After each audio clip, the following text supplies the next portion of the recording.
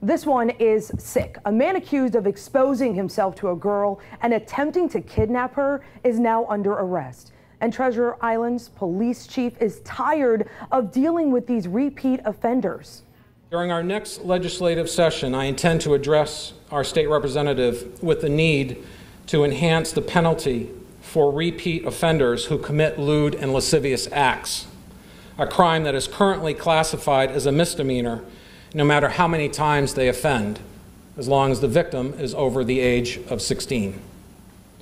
The enhanced penalties should include classification as a felony and the accompanying requirement to register as a sex offender.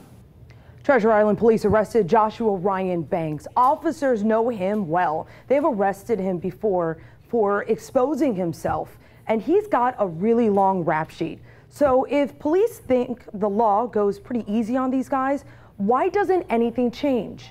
Nightside's Candace Aviles looked into it.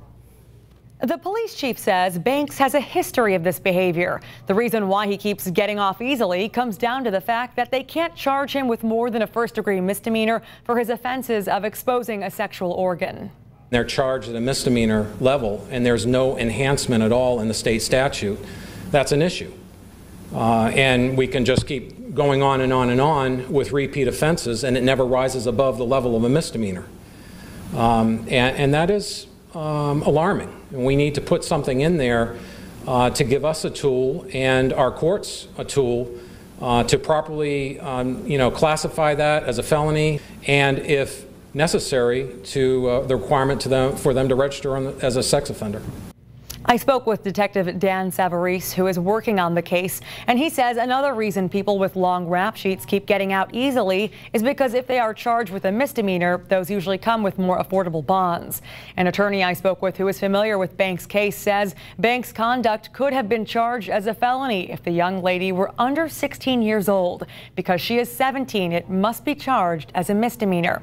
The attorney also says he gets a good amount of calls regarding cases like this, indecent exposure or other sexually related cases. And when it comes to how many forcible sex offenses happen a year, according to the Florida Department of Law Enforcement, there were over 10,000 forcible sex offenses reported in 2016. Candace Aviles, 10 News.